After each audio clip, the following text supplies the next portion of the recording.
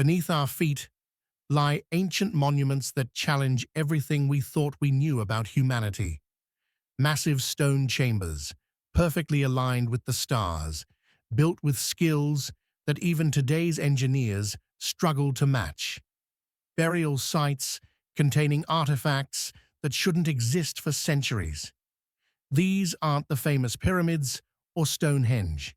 These are the hidden, forgotten structures, scattered in remote valleys, buried beneath farmland, standing alone on windswept islands, built by people who left no written records, yet seemed to understand secrets of the universe we are only beginning to uncover. Tonight, we journey inside 8 of the world's most mysterious prehistoric sites, places where the impossible became reality, where every stone hints at lost knowledge, and where each discovery raises more questions than answers.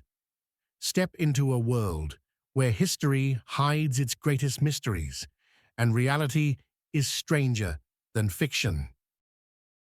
Hidden deep in western Turkey, roughly 50 miles inland from the sparkling Aegean coast, lies the ancient city of Tralleis. Today, its name is largely forgotten.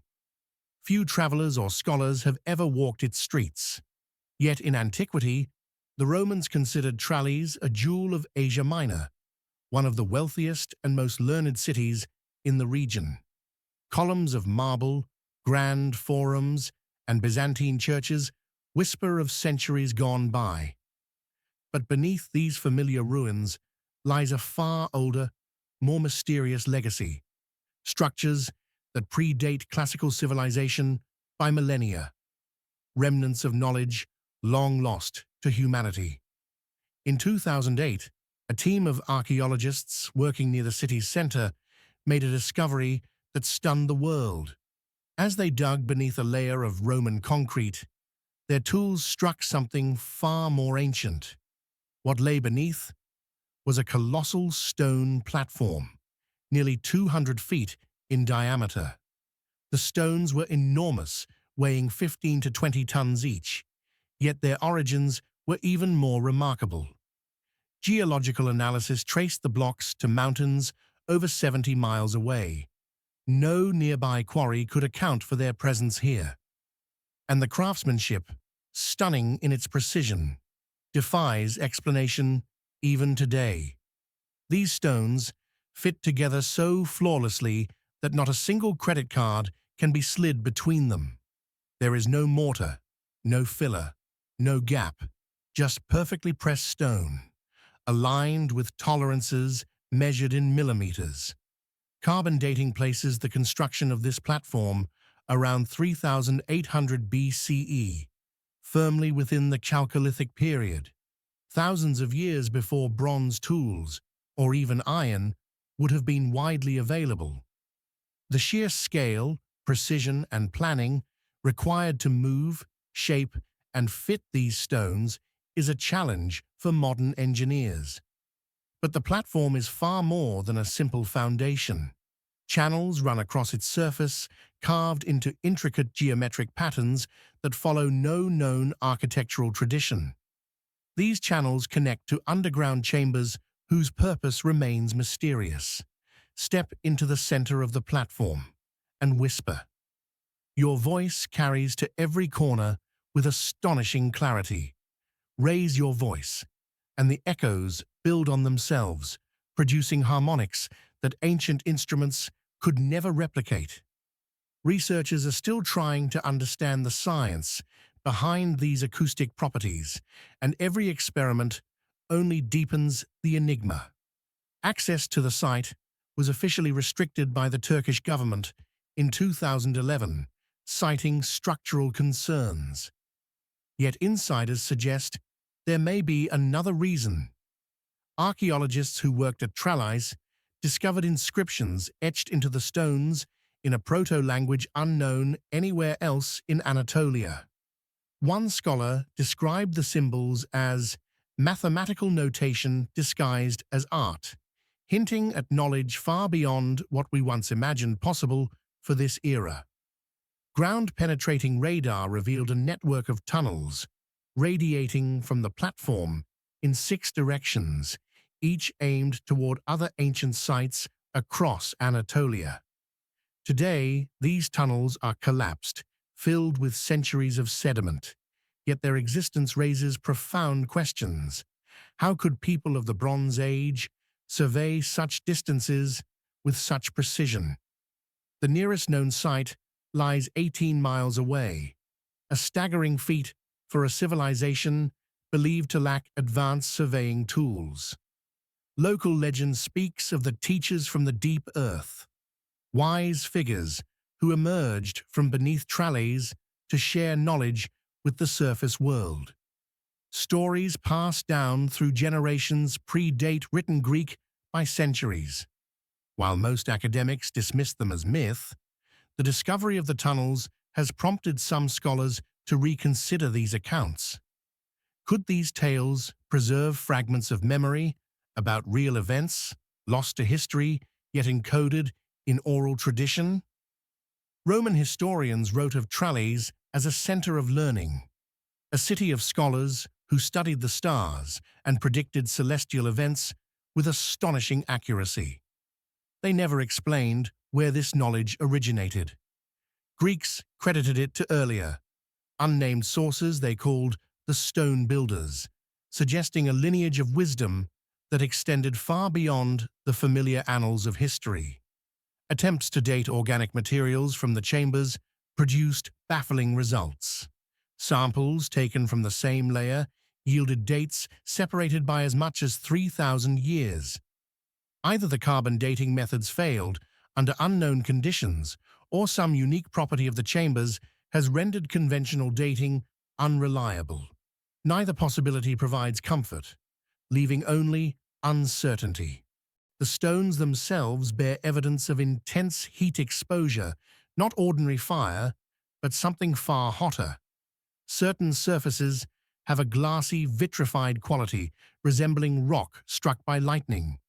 Yet lightning cannot strike the same geometric patterns repeatedly, nor with the deliberate precision visible across the platform. Whoever, or whatever, created this heat did so intentionally, as if shaping knowledge into the stones themselves. Modern attempts to recreate the platform have ended in failure. Teams using period-appropriate tools cannot achieve the tolerances seen at Tralleis. Even advanced computer modeling and modern construction techniques fall short. The evidence suggests the builders employed some form of template or method lost to time.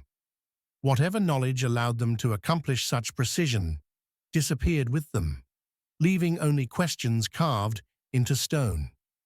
The Turkish Department of Antiquities remains silent regarding ongoing research. The last official paper on Tralleis was published in 2014. Since then, no updates have emerged. The excavation is now covered by a locked metal warehouse, designed to protect it from the elements. The building has no windows, and its doors remain closed to the public. The veil of secrecy only adds to the intrigue. What was Tralleis? A temple? An observatory? A school? Or all three? The acoustic features suggest ceremonial functions. The astronomical alignments hint at advanced scientific understanding. The underground chambers imply secrecy, perhaps even forbidden knowledge. Maybe it was everything at once. Or maybe it was something for which we have no words today. One thing is certain. The people who built Tralleis possessed knowledge that humanity would not independently develop for another 4,000 years.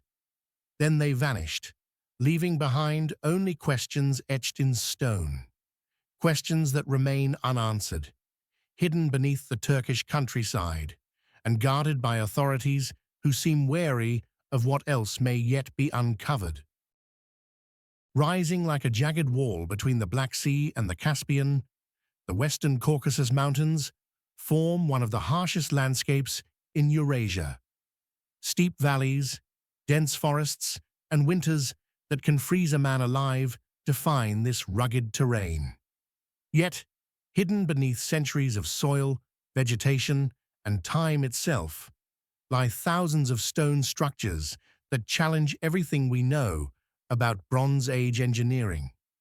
These are the dolmens of the North Caucasus, silent, mysterious, and almost impossibly precise. Local legends call them the houses of the dwarves, while Russian archaeologists classify them as megalithic gallery tombs. Neither name captures their full essence or hints at the knowledge required to build them. The first systematic study began in 1818, after Russian forces secured the region. Military surveyors documented over 300 dolmens in just 1 year. By 1900, that number had grown to nearly 3,000. Today, scholars estimate that 7,000 or more remain undiscovered, hidden deep in remote valleys and on windswept peaks. Each dolmen follows a strikingly consistent design. 4 massive vertical slabs form the walls. A 5th slab serves as the roof, while a 6th seals the back.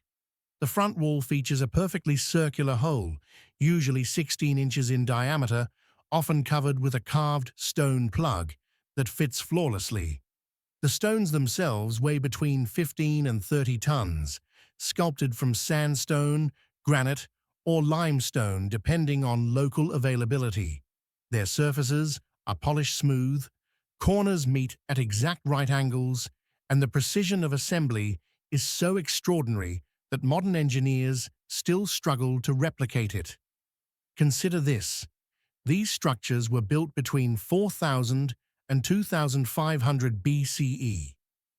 Bronze tools were scarce, iron was millennia away, and yet these people shaped and positioned enormous stones with tolerances that match modern machine work.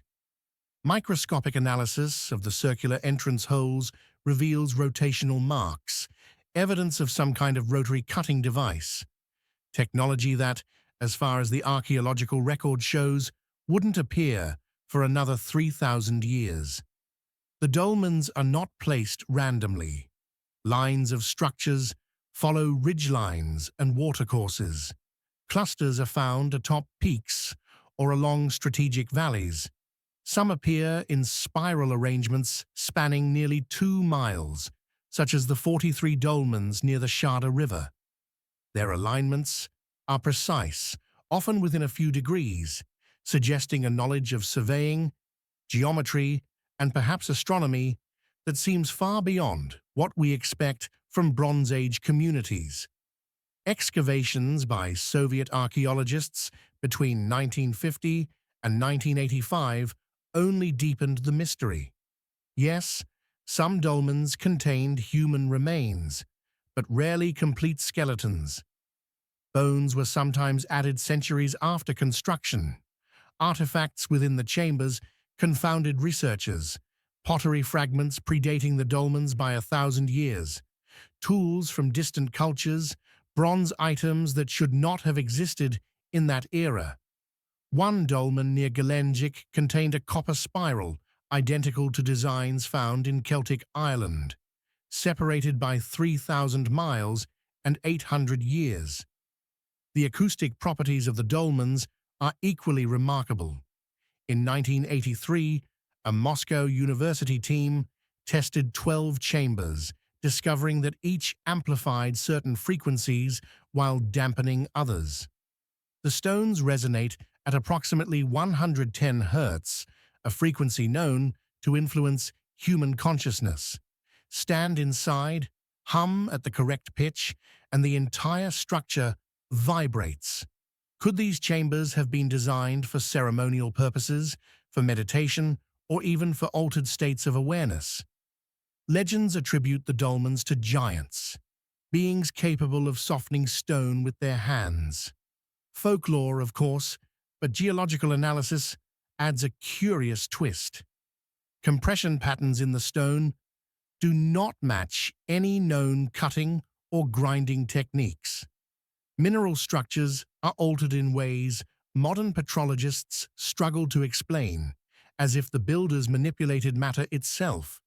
Some dolmens contain inscriptions, rare, 1 in every 50. The symbols are geometric, precise, and almost mathematical. Russian linguist Vladimir Degtyarev spent 3 decades attempting to decipher them. Before his death in 2003, he claimed they represented star charts, a cosmic language of ancient observers. His findings, however, were never formally published. The Russian government designated the dolmen fields as protected archaeological zones in 1960. Access is technically restricted, but enforcement is inconsistent in the remote valleys. Local guides will lead visitors to some sites for a fee, yet others remain strictly off-limits. One dolmen near the village of Volkonka stands apart. Built from red granite not found locally, larger than any nearby structure, and sealed with a stone plug weighing over 2 tons, it bears a symbol unlike any other in the Caucasus, a spiral enclosed within a perfect circle. Locals claim it sings during earthquakes, producing a low hum audible for miles. In 1992, a Russian research team spent 3 weeks at this very site, equipped with seismographs and electronic instruments. They recorded strange electromagnetic fluctuations, compasses spun erratically, and some devices malfunctioned. On the final day, a researcher named Dmitry Kozlov entered the chamber to place sensors.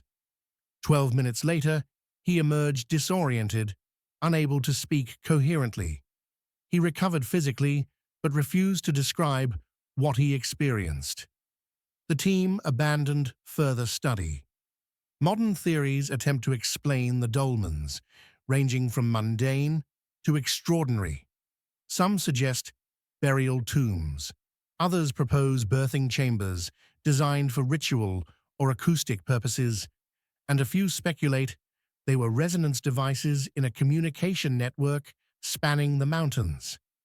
Yet none of these theories fully account for the precision, the alignments, or the effort required to move 30-ton stones across extreme terrain to construct thousands of identical chambers over 150 miles of mountainside. What knowledge did these people possess? Knowledge that vanished without a trace.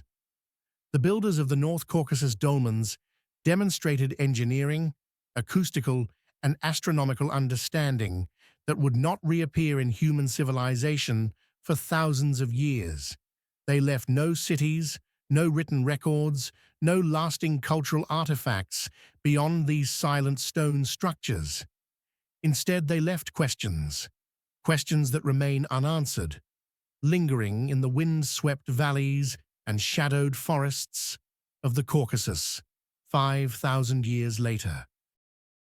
Sardinia rises from the heart of the Mediterranean like a fortress of stone, a land steeped in mystery and ancient history. As the second-largest island in the sea, it is known for its thousands of nuraghi, distinctive cone-shaped towers that dominate the landscape. Yet scattered among these well-known monuments are even older, far more enigmatic structures, built a millennium before the nuraghi ever appeared. The locals call them Tomba dei Giganti, the tombs of the giants. These are not tombs in the conventional sense. They are massive stone galleries, some stretching over 90 feet in length. Their facades rise 15 feet high, composed of enormous slabs arranged in a distinctive arc. A central stele flanked by curved wings. The design is unlike anything else in ancient architecture. At the base of the central stone lies a small opening, barely 2 feet high, just enough for a person to crawl through. Yet despite their modest entrance, the impact of these structures is monumental.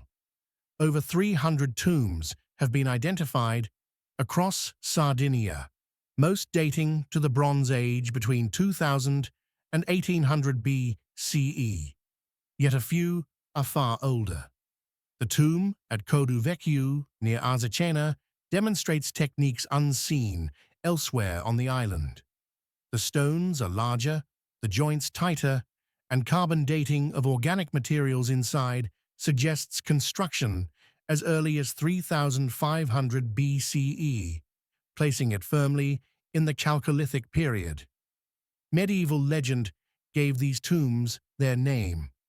Sardinians believed they held the bones of ancient giants who ruled the island long before humans arrived. When archaeologists first excavated the sites in the 1800s, they did indeed find human remains, dozens of skeletons in each tomb. But what they discovered raised as many questions as it answered. The remains were meticulously prepared. Bones were defleshed, cleaned, and arranged in the galleries with careful organization, skulls in one area, long bones in another. Some tombs contain bones from over 100 individuals. This was no casual burial. The care and precision suggest a purpose beyond simply disposing of the dead. In front of each tomb's facade lies a semicircular plaza paved with flat stones. Archaeologists found evidence of repeated activity here, where patterns, fire pits, pottery fragments, and animal bones suggest these areas were used for ceremonial gatherings, feasts, or rituals. But there is more than archaeology to suggest the extraordinary. In 2007, researchers from the University of Cagliari conducted electromagnetic surveys across 12 tomb sites. They discovered subtle but consistent magnetic anomalies in front of the facades. Follow-up studies by physicists revealed that the stones themselves contained high concentrations of magnetite. Crucially, the builders had deliberately selected the most magnetic stones for the facades, while using less magnetic stone for the rest of the structure. Why? One theory connects this with human perception of electromagnetic fields. Exposure to certain magnetic frequencies is known to influence the nervous system, producing vivid dreams, altered states of consciousness, and experiences described as spiritual or mystical. It is possible the tombs were intentionally designed to induce these effects, an interaction between architecture, geology, and human physiology that is centuries ahead of its time. The interiors tell an equally compelling story. The galleries are oriented east-west, with entrances facing the rising sun. During the winter solstice, sunlight penetrates deep into the chambers, illuminating walls carved with spiral motifs. These spirals become visible only at specific angles of light, echoing designs found across megalithic Europe, from Ireland to Malta. Cultures supposedly isolated from one another appear to have shared a common artistic or symbolic language. In 1982, archaeologists excavating the tomb at Lilolgi uncovered an object that seemed impossible, a small, intricately crafted bronze item, showing metallurgical techniques not expected in Sardinia for another 5 centuries. Analysis revealed the bronze contained tin sourced from Britain, over 1,000 miles away. Traditional explanations suggest long-distance trade, but this does not account for a 3,500 BCE tomb containing metalwork from a culture that had yet to exist. Local traditions tell of the first people, ancestral figures who crossed the sea, bringing knowledge of stone, stars, and the cosmos. These teachers were said to share wisdom with the islanders before vanishing without a trace. Legends across the Mediterranean echo similar tales, often dismissed as myth. But the archaeological record suggests there may be more truth to these stories than previously imagined. The tombs were reused over centuries. Later, cultures added burials and performed ceremonies, yet they never altered the original structures. Respect, or perhaps fear, kept the builders' intent intact for millennia. Modern Sardinians report strange experiences near these tombs, sensations of being watched, electronics malfunctioning, sudden temperature drops of 10 degrees Fahrenheit, and low-frequency humming. These reports are remarkably consistent across sites. In 2015, the Italian government restricted access to several tombs after an incident at Serra Orios. A group of tourists reported disorientation, nausea, and seeing geometric patterns while inside a smaller tomb. All 5 heard low humming, and no physical explanation was found. What were these tombs really for? Burial seems only part of the story. Magnetic properties, precise acoustic design, astronomical alignments, and ceremonial plazas suggest multiple purposes. Perhaps these were places where the living communed with the dead, or where initiates sought experiences beyond the ordinary. The builders of the tombs of the giants possess knowledge we are only beginning to comprehend. They understood Earth's magnetic fields, stone resonance, acoustics, and human consciousness in ways that seem almost supernatural. They encoded this wisdom in structures that have survived 5,000 years, silent yet potent. And yet, the greatest mystery remains. Why? Why invest such effort, knowledge, and planning into these monuments? Why endure millennia of exposure to wind, sea, and time to preserve effects that continue to challenge scientists, historians, and visitors alike? The answers remain locked within Sardinia's stone giants, waiting for those brave enough to seek them. The high desert of New Mexico is unforgiving. Summers scorch, with temperatures exceeding 100 degrees, while winter nights plunge below freezing. Water is scarce, and the soil is thin and poor. It is hardly the place one would expect to find the ruins of a sophisticated civilization. Yet, tucked deep within a remote canyon, far from any reliable water source, stand the remains of a society that defies explanation. Chaco Canyon. Between 850 and 1150 CE, the ancestral Puebloans transformed this desolate landscape into a metropolis of monumental stone structures. The largest of these, Pueblo Bonito, contained over 600 rooms and rose 4 stories high. The walls, constructed from precisely cut sandstone blocks, were layered in patterns that continue to baffle modern architects. The scale of the construction is staggering. These were not ordinary dwellings. They were great houses, meticulously engineered, with millions of sandstone pieces, each shaped to fit its precise location. Over 200,000 wooden beams, ponderosa pine and spruce, were transported from forests 50 miles away, carried across desert terrain, without wheels, horses, or metal tools. And yet, the environment posed a fundamental challenge. Chaco Canyon could not sustain a large population. Estimates suggest the great houses could have accommodated thousands, but environmental studies indicate the canyon could barely support a few hundred year-round residents. How, then, could such a monumental effort be justified in a place that could not support a city? Some researchers point to the roads. The ancestral Puebloans built over 400 miles of roads radiating from Chaco Canyon, cut straight across the landscape. These were not simple trails. They were 30 feet wide, graded flat, and lined with berms. When roads encountered cliffs, stairways were carved into the rock. When crossing mesas, they maintained their perfect trajectory, regardless of the terrain.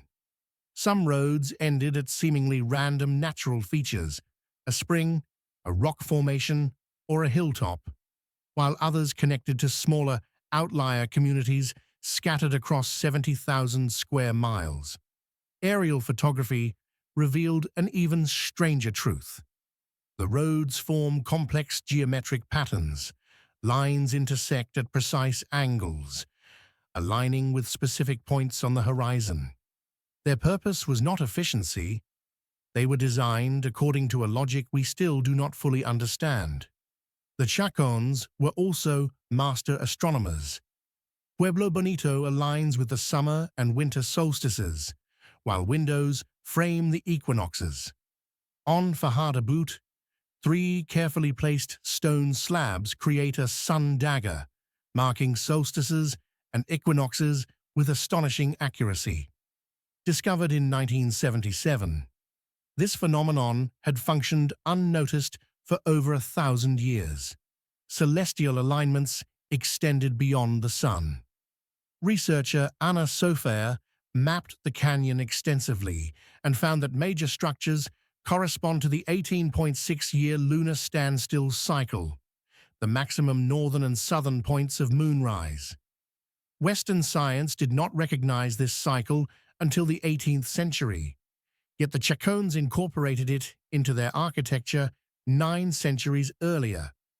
The architecture itself contains puzzling features: sealed rooms, thick walls far beyond structural necessity, and wooden beams arranged in patterns unknown to conventional building techniques suggest purposes beyond habitation.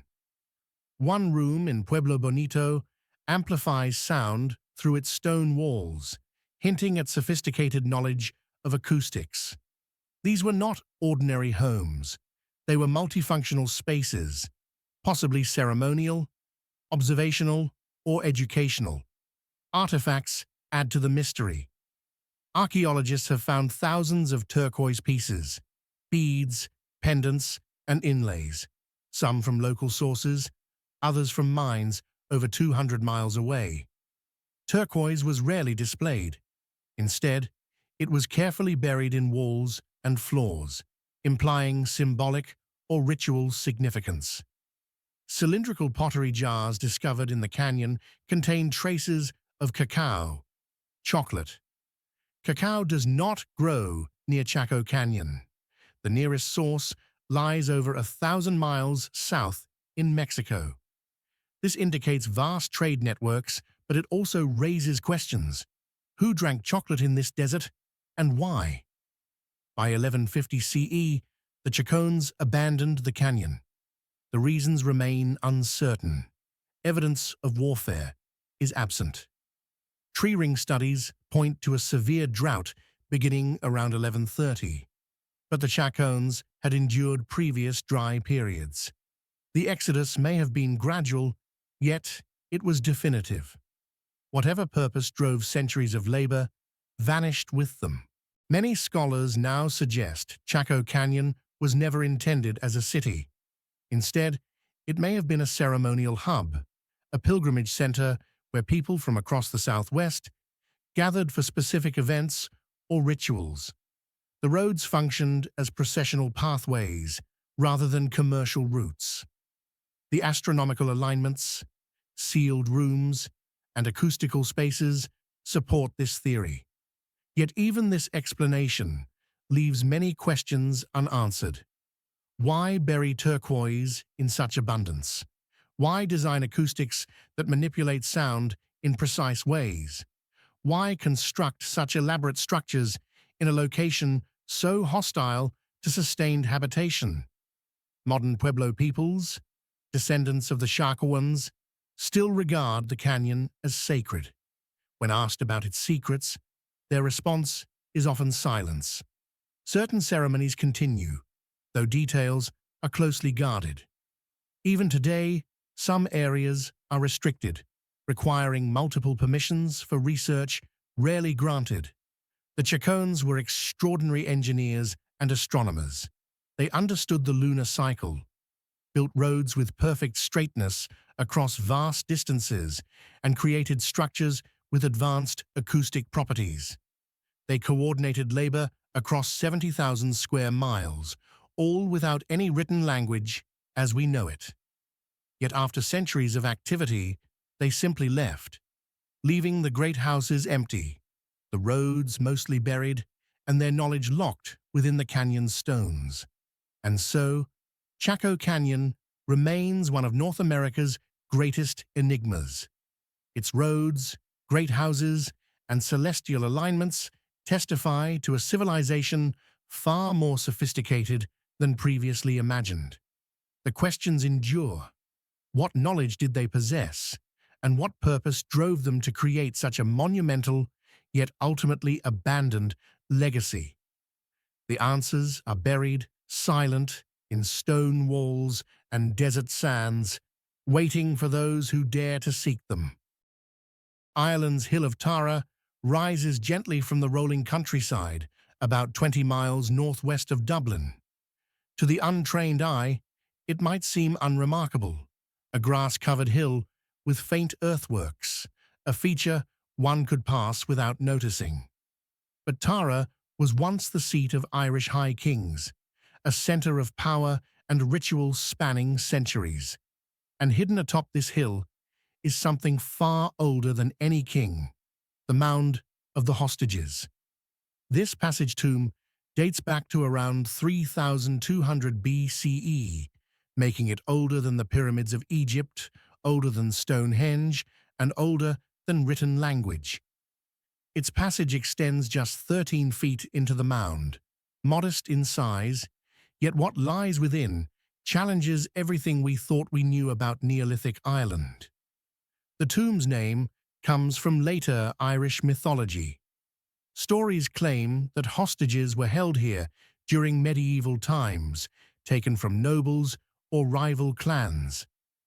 But these tales emerged 3,000 years after the tomb's construction. Its original builders were Neolithic farmers, seemingly simple people, but the evidence suggests anything but simplicity. The entrance is aligned with the sunrise on Samhain and Imbolc, corresponding to November 1st and February 1st in the modern calendar. These dates marked the traditional Celtic division between summer and winter, light and dark.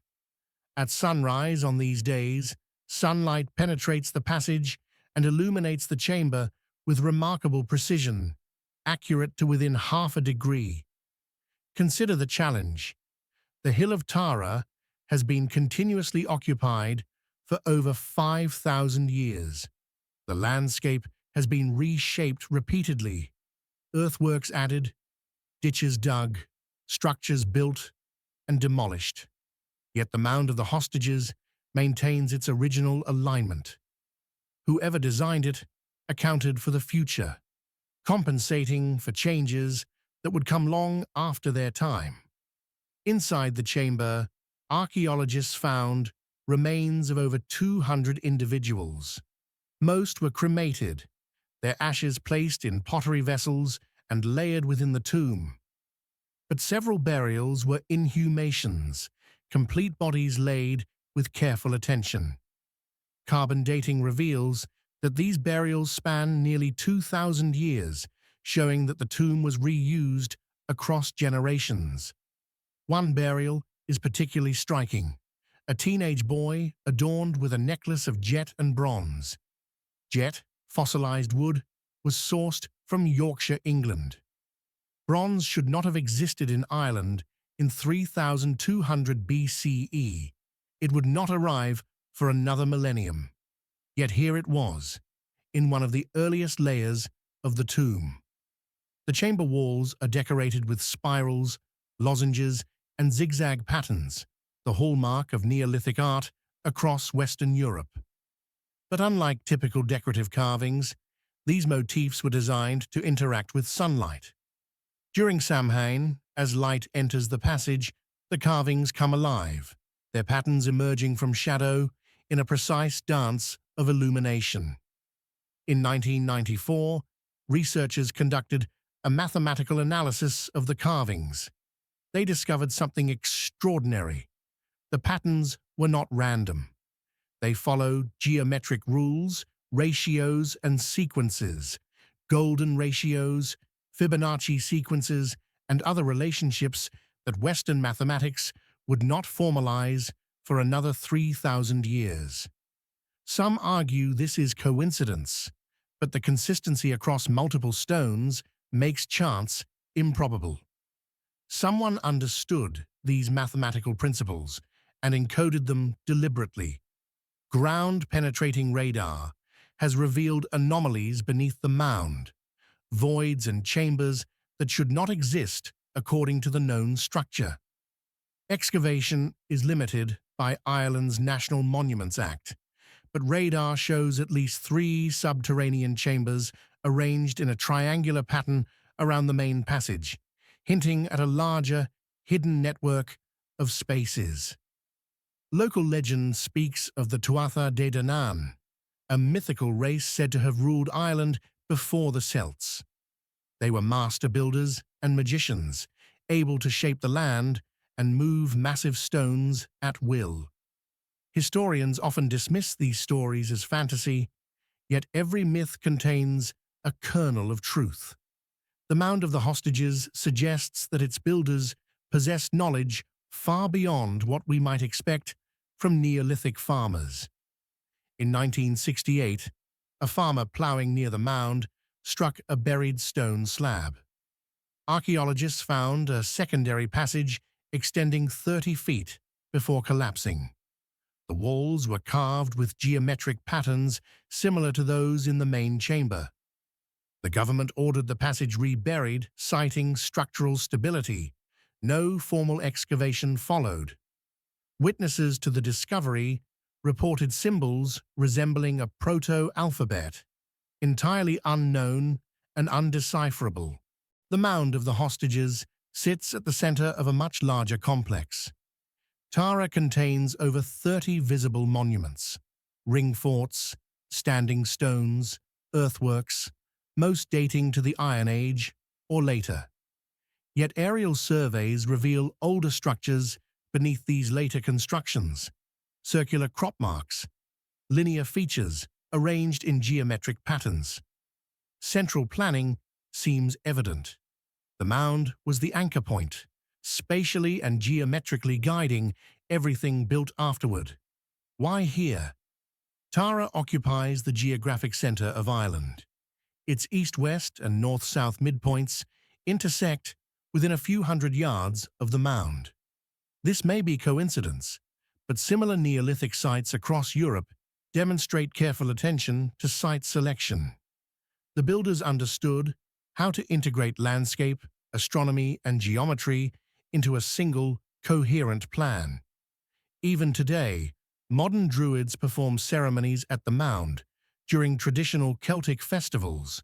They claim the site retains spiritual power and that the earth itself vibrates with energy.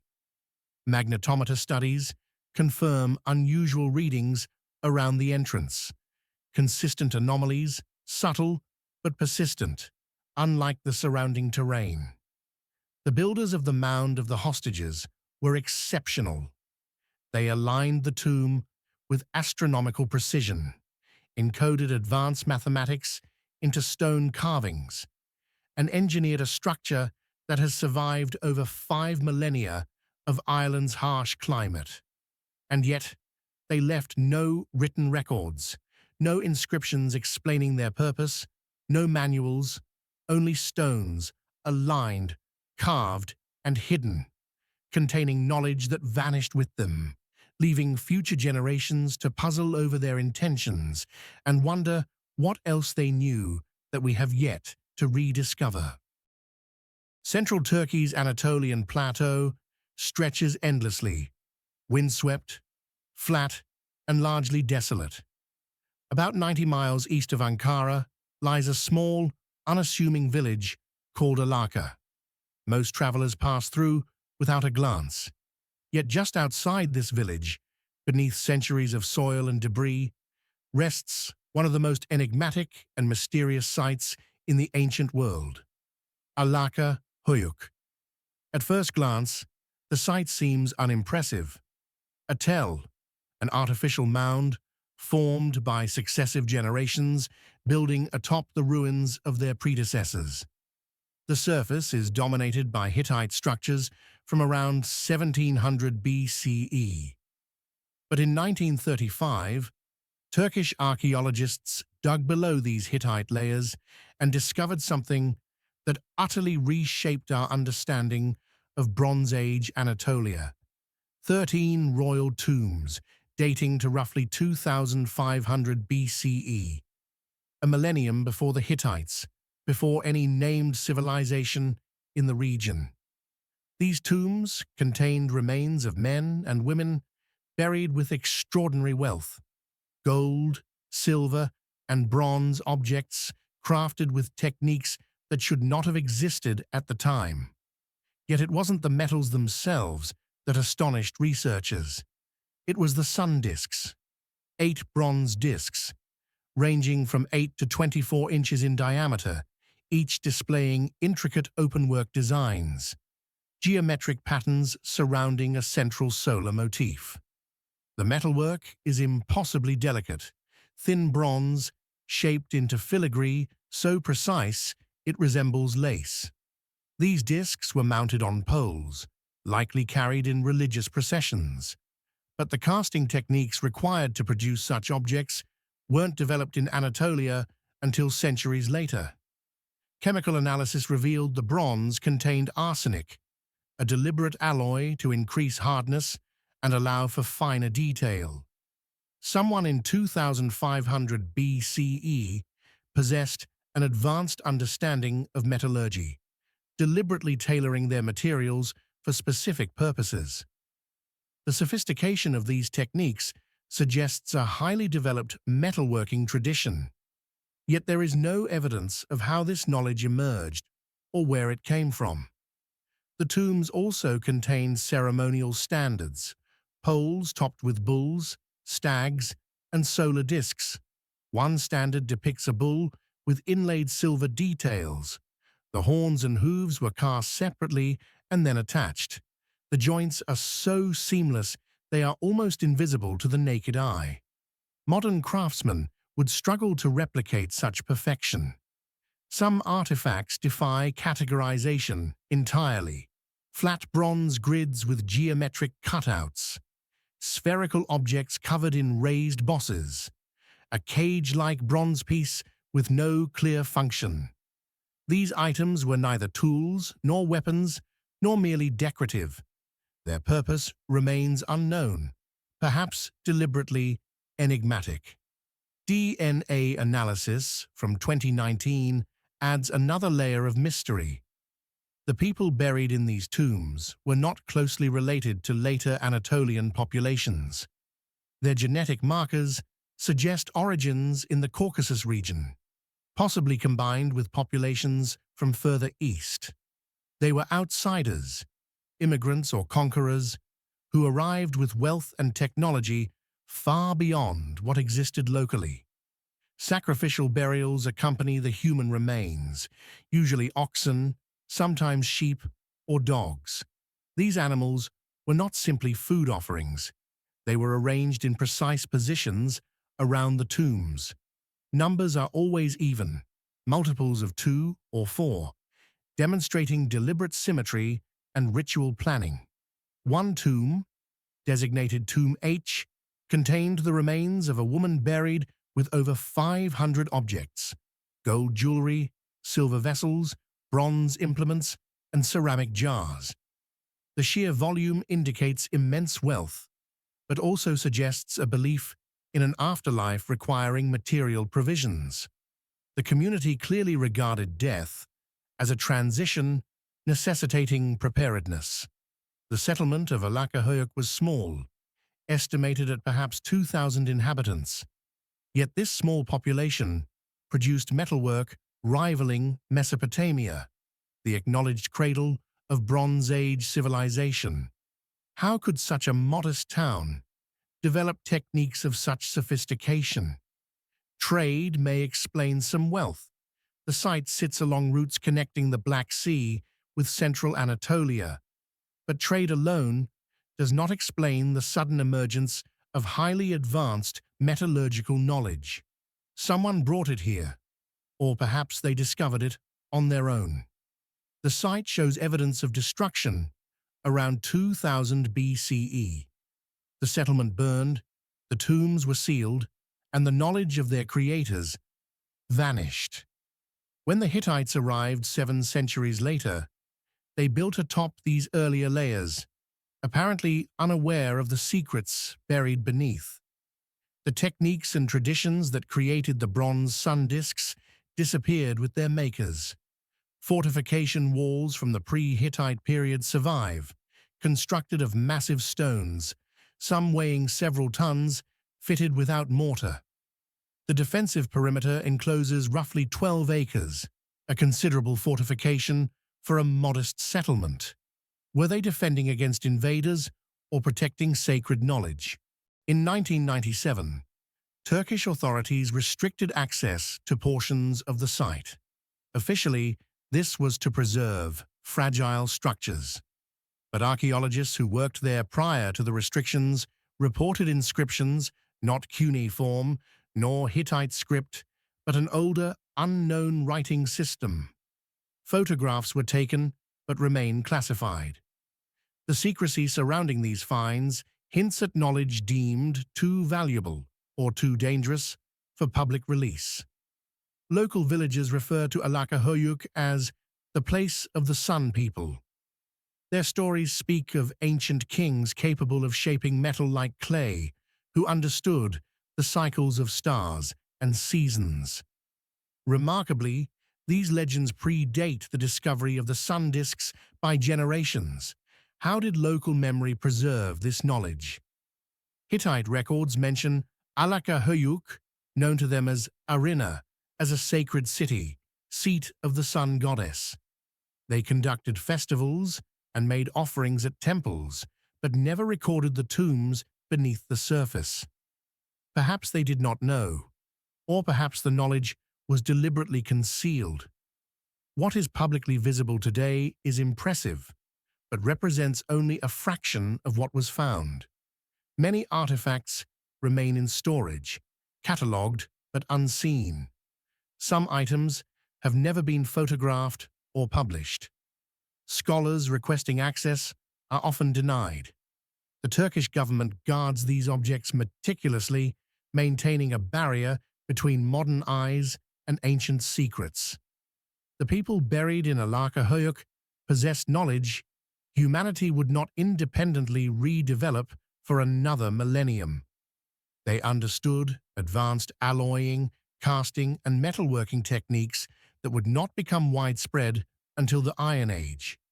They created objects of extraordinary artistry, encoding knowledge into bronze, gold, and silver. Then they disappeared. The sun disks still gleam as they did 4,500 years ago, yet the civilization that produced them vanished, leaving only questions. Who were these sun people? Where did they come from? Where did they go? And what secrets lie buried beneath Anatolia, still sealed beneath layers of soil and centuries of silence? The island of Gotland rises from the Baltic Sea, about 60 miles off Sweden's eastern coast, like a solitary sentinel. Its landscape tells a story of human habitation spanning more than 8,000 years. Medieval churches dot rolling hills. Viking picture stones stand scattered across fields. Yet hidden among these familiar markers of history are monuments far older. Stone constructions built by people whose names and stories have vanished into the fog of prehistory. The largest of these ancient structures lies near the village of Ansava. This massive megalithic grave mound stretches over 100 feet across and rises nearly 20 feet high. Its perimeter is marked by enormous limestone slabs, quarried from locations miles away, each weighing several tons. For a Neolithic community, constructing such a monument would have required thousands of man-hours, an extraordinary investment of labor and planning. Swedish archaeologists first excavated Ansava in 1896. What they uncovered challenged conventional understanding. The mound was not built all at once. It grew in stages over centuries, possibly millennia. Successive generations added layers, each burial accompanied by objects that reflected its era. The deepest layers date to around 3,500 BCE, while the latest additions were made as late as 500 BCE, 3,000 years of continuous use, a cemetery that spanned generations, civilizations, and millennia. It is the earliest burials that astonish. These first occupants were interred with polished stone axes and amber beads, standard Neolithic grave goods. Yet they also possessed copper objects, small spirals, tubes, and decorative items showcasing advanced metalworking. According to conventional archaeological timelines, copper technology reached Scandinavia only around 2800 BCE. And yet here it was, present 7 centuries too early. Initial skepticism attributed this anomaly to contamination. Perhaps later, objects had mixed with older layers, but the stratigraphy was intact, undisturbed. Carbon dating confirmed the early dates. Someone on Gotland had access to copper in 3500 BCE, long before it should have arrived. The mound also contained objects even stranger than copper, perfectly round stone spheres, roughly the size of a grapefruit, intricately carved with geometric designs. Similar spheres appear across Neolithic northern Europe, from Scotland to Poland. Their purpose remains a mystery. Some suggest ritual significance, others propose astronomical or calendrical uses. Modern analysis confirms that these spheres are geometrically precise, accurate to within a few millimeters. To shape stone into such a form by hand requires patience, skill, and an understanding of geometry, skills that seem disproportionately advanced for the small, remote communities of the Baltic. The arrangement of the mound itself hints at astronomical knowledge. Stones surrounding the perimeter align with the rising positions of the sun and moon at key moments of the year, solstices, equinoxes, and cross-quarter days. The builders effectively created a stone calendar, tracking celestial movements with remarkable precision, reflecting observations accumulated over generations. In 1974, researchers discovered another layer of complexity. The mound sits at the center of a network of similar megalithic sites across southern Gotland. Drawing lines between these structures reveals deliberate geometric patterns, triangles, parallelograms, and alignments that cannot be attributed to chance. Whoever built them understood both landscape and mathematics, arranging their monuments with intent and planning lost to time. Ground-penetrating radar surveys conducted in 2008 revealed previously unknown chambers within the mound, voids left intentionally in the construction, not the result of collapse. Some are small, coffin-sized, others are larger, room-sized. These spaces remain unopened, their contents hidden from archaeologists by government restrictions.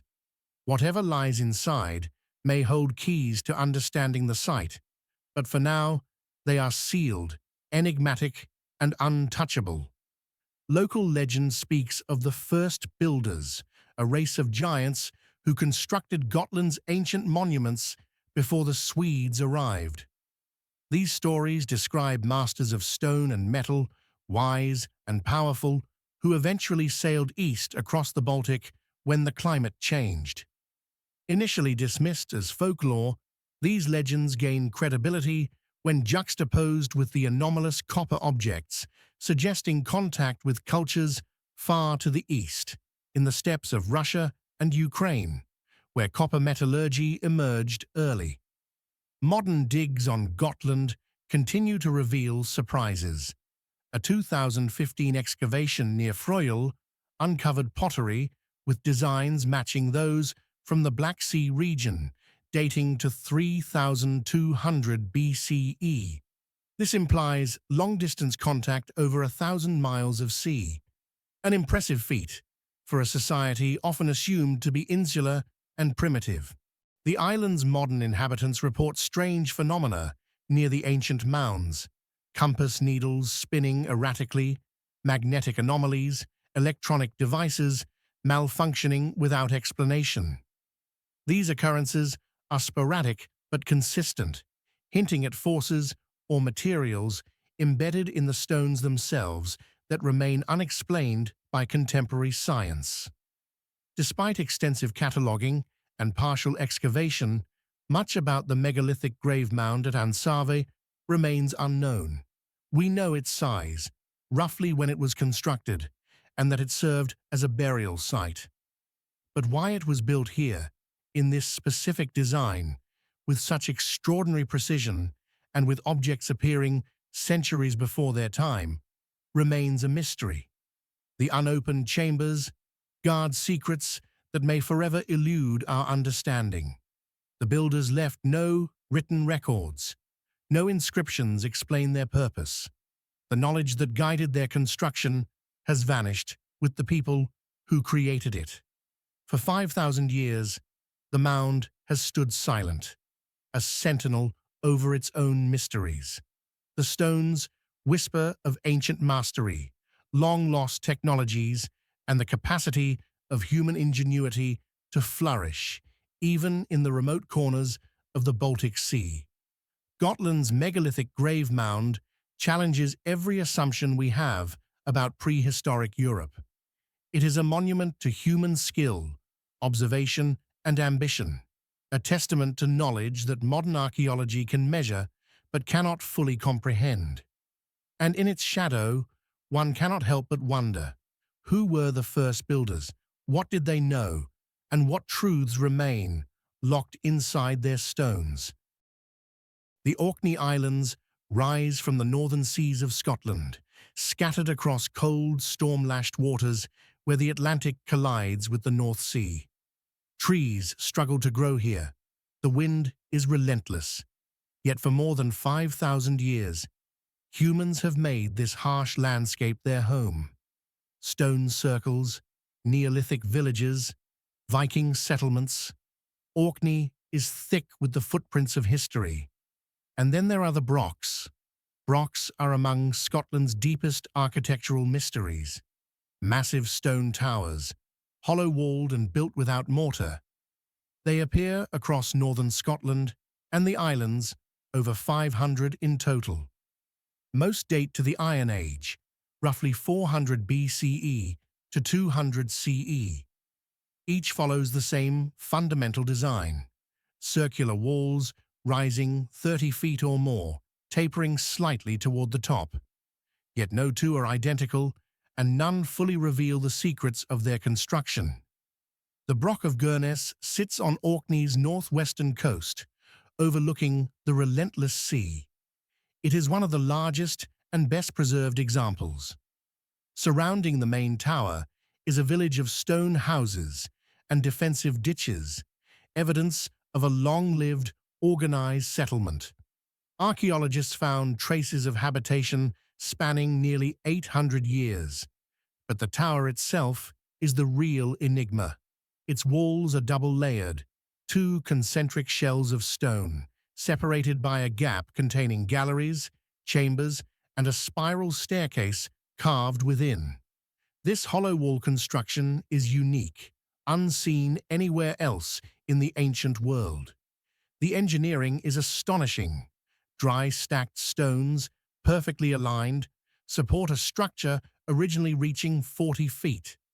Without mortar, without cement, without modern tools, the tower stands defiant against centuries of North Atlantic storms. Winds regularly exceed 100 miles per hour. Waves crash onto the shore with immense force. And still, the Broch endures. The secret lies in precision. Stones are cut to fit perfectly, distributing weight across neighboring blocks. The walls are slightly elliptical, following a geometric plan that maximizes stability. This was not trial and error. Whoever built Gurness understood principles of physics and mathematics sophisticated enough to rival modern construction theory. Inside the Broch, Traces of daily life appear: hearths, pottery fragments, animal bones. Yet the interior layout is puzzling. Massive stone piers and partitions occupy the ground floor, serving no obvious functional purpose. They neither support the upper levels nor create separate rooms. One theory proposes these piers act as acoustic devices. Standing at the center, a normal voice carries clearly to every gallery. A whisper can be heard throughout the hollow walls. The tower may have been designed as much for communication or ritual as for shelter. The surrounding village adds another layer of mystery. Houses are arranged in concentric rings, aligned with geometric precision. Each follows a standardized floor plan and orientation. Most Iron Age settlements in Scotland grew organically, without centralized planning. Gurness suggests deliberate design, a community built to follow specific unseen principles. Defensive ditches complicate the story. 3 deep trenches, carved from solid bedrock, surround the tower. The effort required was immense, yet Orkney was not known for large-scale warfare. These formidable defenses imply either extreme caution or reverence for some unseen threat, perhaps symbolic as much as practical. Carbon dating at Gurness produces anomalies. Samples from the same occupation layer often vary by 2 or 3 centuries. In most sites, this indicates contamination, but at Gurness, the discrepancies are systematic. It suggests repeated abandonment and reoccupation, or some unknown, cyclical use of the site. Artifacts deepen the mystery. Roman pottery and glass beads appear centuries before the first recorded Roman expeditions to Orkney. Pictish-style carvings predate the Picts themselves. It seems the Broch's occupants had knowledge, access, or connections far beyond what conventional history allows. By 200 CE, the Broch of Gurness and its neighbors were abandoned. The Broch building tradition ceased, and with it, the sophisticated engineering knowledge disappeared. Attempts to understand Broch construction using modern engineering reveal the staggering truth. The mathematics and spatial planning required are beyond what Iron Age societies are thought to have possessed. Computer models suggest the towers should have collapsed under their own weight, but they did not. Some researchers theorize the builders employed a lost system of geometric measurement, a form of applied mathematics transmitted orally or through practical teaching, now vanished. We have no records, no manuals, no written blueprints, only the stone itself, enduring as both monument and puzzle. Ground-penetrating radar has revealed anomalies beneath the surrounding fields, hinting at chambers or structures extending the Broch beyond what is visible. These areas remain largely inaccessible, restricted by government preservation laws. Whatever secrets lie beneath may never see the light of day. Who were the builders of Gurness? We label them Iron Age Scots or Proto-Picts, but these are modern classifications, not identities.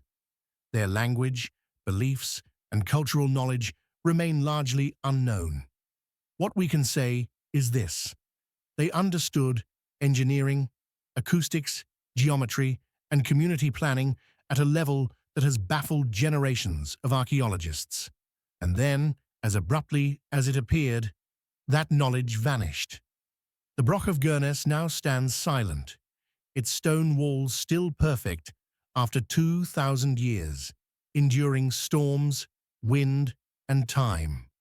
It is a testament to human ingenuity, a monument to lost knowledge, and a puzzle that continues to challenge everything we think we know about ancient societies. Inside those hollow walls, in the spiral staircases and echoing galleries, the ghosts of engineering mastery whisper across the centuries, an invitation to wonder, to speculate, and to marvel at what was once possible.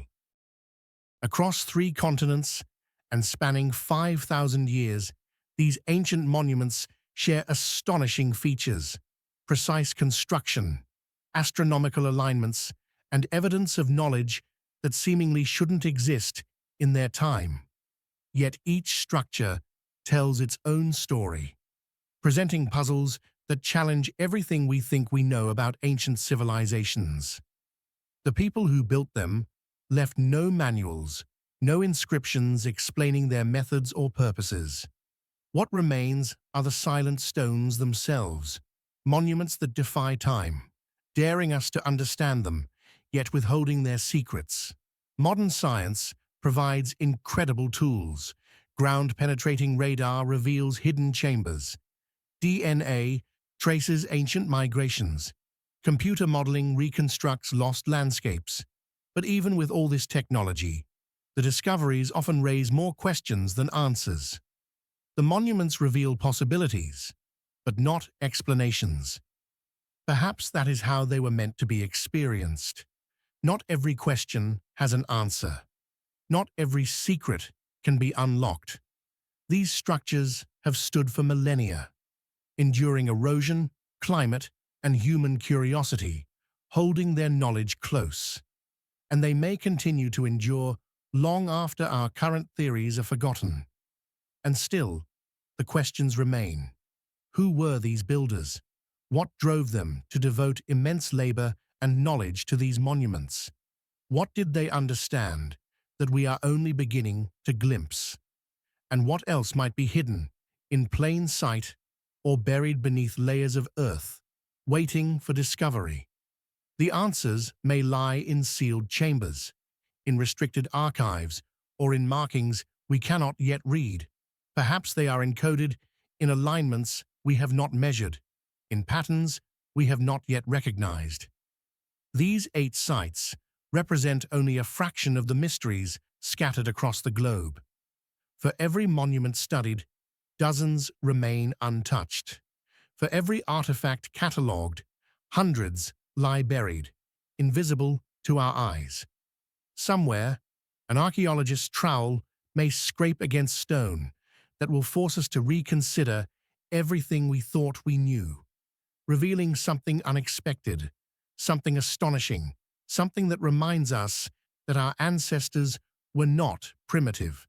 They were humans, capable of knowledge and creativity that still challenges modern understanding. The monuments remain, the questions persist, and the mysteries continue to call us back, generation after generation, daring us to ask the right questions. So, what other secrets are hidden beneath our feet, carved in stone by hands that turned to dust thousands of years ago? If you enjoyed this journey into the unknown, don't forget to like, share, and subscribe for more mysteries from the ancient world.